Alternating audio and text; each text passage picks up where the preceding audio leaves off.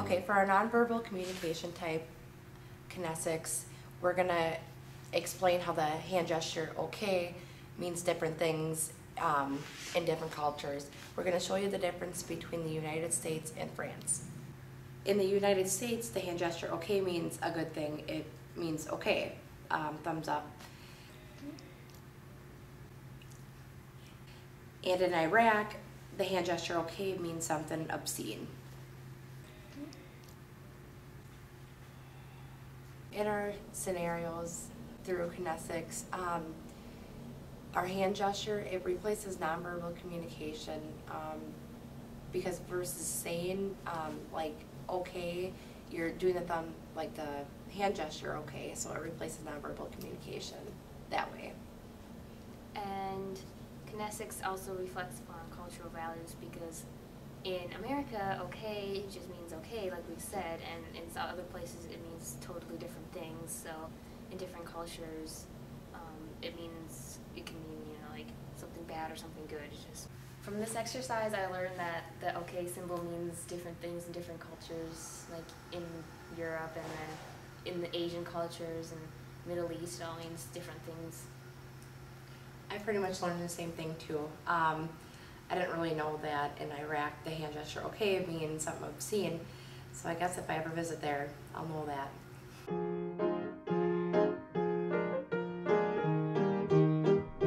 In our second demonstration of nonverbal communication, we're going to do haptics. Haptics, we're going to show how when greeting people with touch is different based on how well you know the person. In this clip, we're going to show how Rebecca and I as friends greet each other. Hey. In this clip, Rebecca and I are going to show you how we greet each other as strangers. In our scenario, when we did the fist bump or when we did the handshake, even though in our video we said hello to each other, doing the fist bump or doing the handshake can replace verbal communication, so it's being, you know, the fist bump and the handshake is replacing saying hello. Haptics can show relationship level meaning. So in our video, because we were friends, we did the fist bump thing, but because we didn't know each other, we did the handshake. So it would be kind of weird for someone to, you know, give a fist bump to someone they don't know or a high five. Like, I guess I said that earlier, but so in a way it shows the relationship. So in the first one we're friends, and the second one we're not yet friends. Using the nonverbal communication form of haptics, I learned that there's probably a lot of different ways how you can greet people based on how well you know the person. Yeah, and I learned how it could be awkward to like give a fist bump to someone who you don't know, or like a high five or something to someone you don't know versus someone you do know. That could be kind of awkward.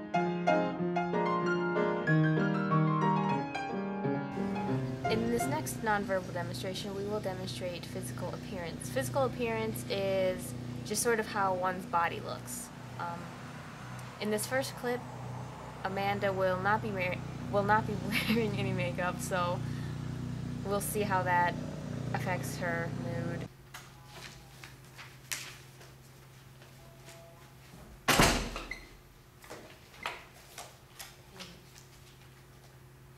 In the second clip, Amanda will be wearing makeup, and we'll see the difference that makes.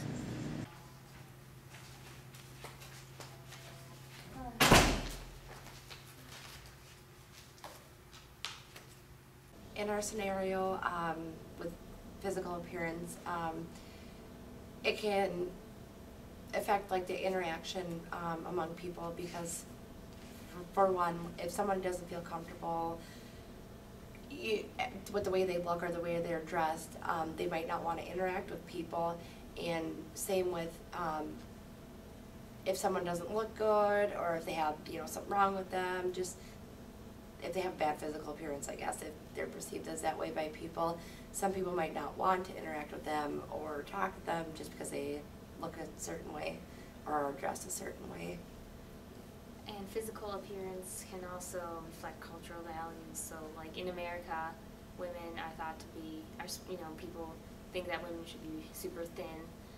And in African cultures, they think that women that are more plump or whatever, or not super skinny, are more attractive, or So, and then also, like, some cultures find muscular women to be more attractive than non-muscular women. So it's, depending on how you look at it, is really varies by culture a lot.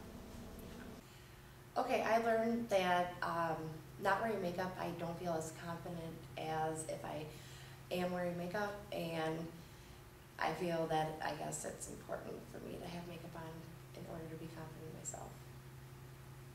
And I learned that how people look affects how they feel about themselves and how confident that they feel.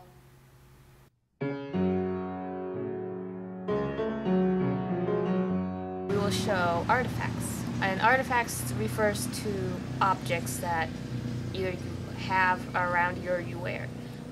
In this first clip, I will be wearing sunglasses in a normal, usual setting.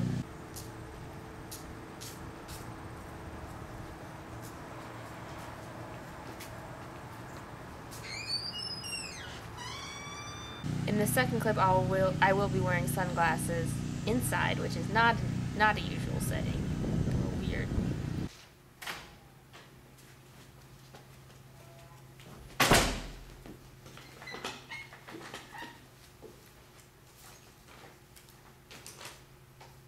Artifacts can regulate interaction by, like in my video, I was wearing sunglasses inside and people thought I was weird, so they might hold back from talking to me or interacting with me because they think I'm weird.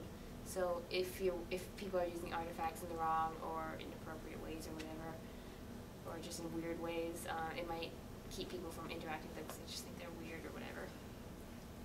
And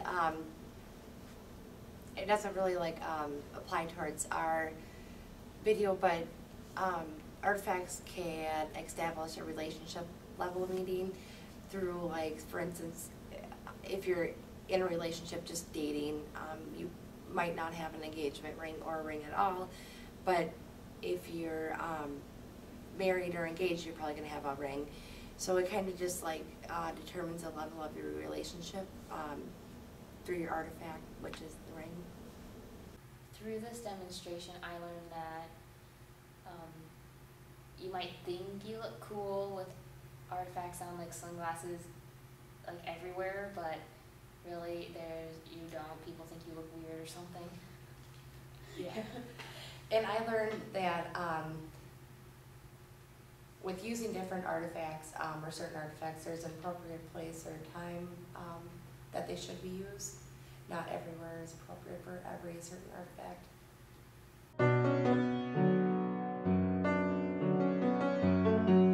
Our next form of nonverbal communication is environmental factors. In our demonstration, we're going to show two different ways on how the feng shui or how the room is set up can affect one person's mood. In our first clip, we're going to show how a messy environment can affect your mood. Oh, I should write this down. Where's my pen? I don't have a clean desk. Where is it? There it is. Okay. In our second clip, we're going to show how a neat, organized, or clean environment can affect your mood. Write this down. Oh, here we go. Okay, in our scenario with environmental factors, how we have the messy desk or the clean desk, we can go along with, like, if you have a messy house or just a messy house or a clean house. Say if you have a messy house, you might not interact with people because if you're busy and you want to clean up, or if you're preoccupied, or if you're in a bad mood because your house is a mess, people might not want to interact with you if you're grumpy or in a bad mood. Environmental factors can also supplement verbal communication or replace verbal communication, because just by looking at the place where you live or your area around you. People can tell if you're a messy person or a clean person without you having to say anything. In this demonstration, I learned that having a clean environment makes it way easier to find things. And I learned that a clean environment can be less stressful than a messy one, for the same reason. Yeah, I should learn this at home. Yeah, me too.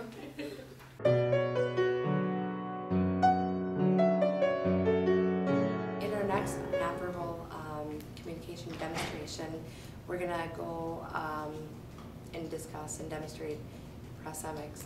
Proxemics is referred to space and how you use it, versus like, you know, if you want to interact with people, or if you don't, if you want to get close to them, if you don't know each other, versus if you know each other.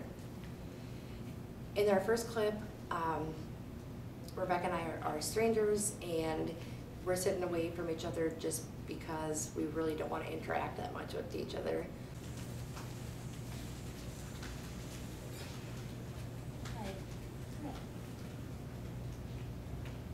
In our second clip, Rebecca and I are friends and we're studying together, so we want the interaction, and so we sit close to each other so we can have that interaction. Hey. So what do you think about the chapter? Well, I was reading it and it kind of makes sense, but I think we just kind of go over it some more. We'll study. In our scenario, proxemics can regulate interactions with people. Like in our video, how Rebecca and I at first were strangers, didn't know each other. We were trying to interact with people. And then when we knew each other, we tend to sit close more, we interacted with each other. So it kind of goes hand in hand with relationship level meaning, because kind of like how I think how well you know somebody, or based on your relationship, you can kind of tell by like your distance and how comfortable you are being by each other and how close. And then proxemics can also reflect cultural values. So in places like China and other Southeast Asian countries like that, people tend to, there's so many people there, it's like people are always closer to each other, and that's normal, you know, versus America where, you know, several feet is probably a comfortable spot, you know, then China's like 1 foot, you know, people are much closer together there. During this demonstration, I kind of learned that depending on how well you know each other, or if you're strangers versus friends, you kind of go with your comfort level on how close you want to sit to somebody. You have an appropriate amount of space between each other if you're strangers versus if you're friends. And what I learned was really similar to Amanda's, like, if you don't know someone, then it's kind of weird to sit really close to them or whatever, and then if you know someone, it's not so weird, you know. Yeah. Yeah.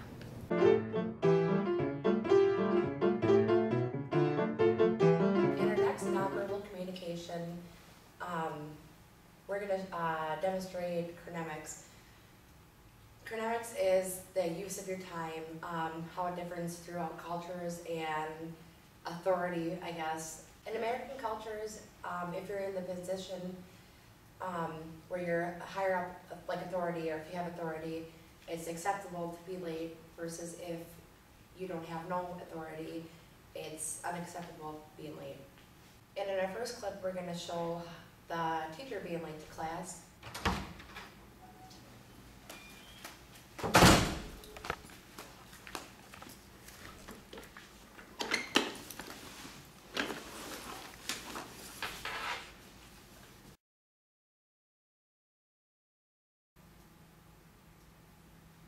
Do you know where the teacher is? No?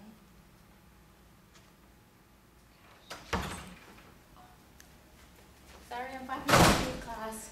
Got caught up with some stuff. And in our second clip, we're going to show the student being late to class. Okay, class, it's noon and it's time to start, so get your books out and turn to page 163. Okay, class, today we're learning about chronemics. Chronemics is how we perceive or how we use time. And different cultures have different rules for how being late and you're late. You get 2 minutes off today, go take your seat. As I was saying, chronemics can express cultural values by, well, like in some places, like in Mexico, like it says in the book, it's normal, you know, it's okay to be late for things or to stay longer than you need to, or, you know, people don't pay attention to time as much as they do in America. In America, it's like on time or else, you know, so. Chronemics replaces verbal communication by, like in our video, how the teacher had higher authority than the student. Without saying it, they express it through that, like being able to be late or kind of doing what they want to do because they are higher up. Yeah. And the teacher didn't get in trouble for being late, but the student did. Yeah. Yeah. I learned how being late is interpreted in different ways throughout different cultures. And in this demonstration, I learned why people in authority are always late.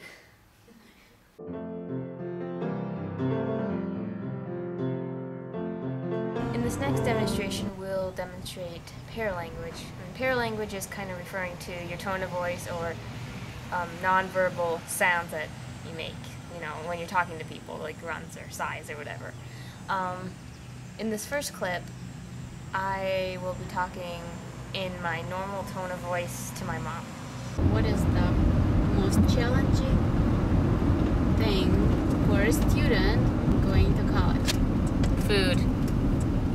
Food is hard to come by when you're in a school and you have to sit in classrooms. And in the second clip, I will be talking in a higher pitched voice, which is my normal voice, to my cat. How are you doing? Huh? Meow. Meow. Yeah. Yeah. Oh, you're just so cute. Don't get my camera all dirty. Yeah. Yeah. Through paralanguage,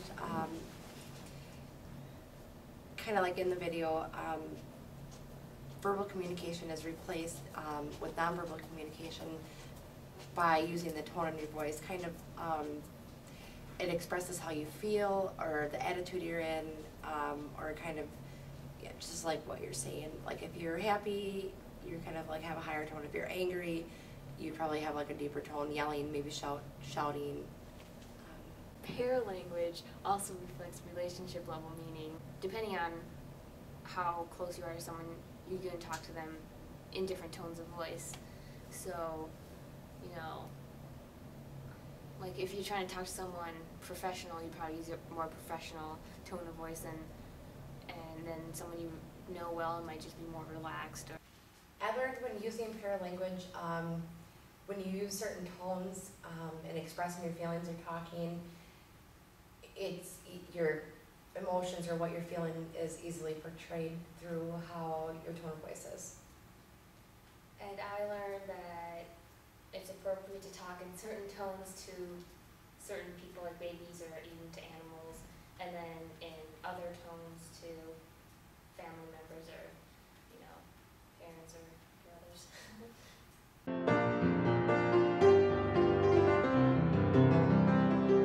In our next nonverbal communication, we're going to demonstrate silence.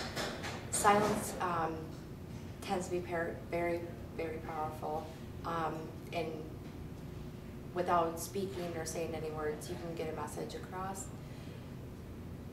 In our first clip, Rebecca and I are going to be walking through the hall, and I'm going to pass her and say hello, and Rebecca's not going to say anything, and I don't know how to take that kind of, so then I just kind of feel awkward. Hello.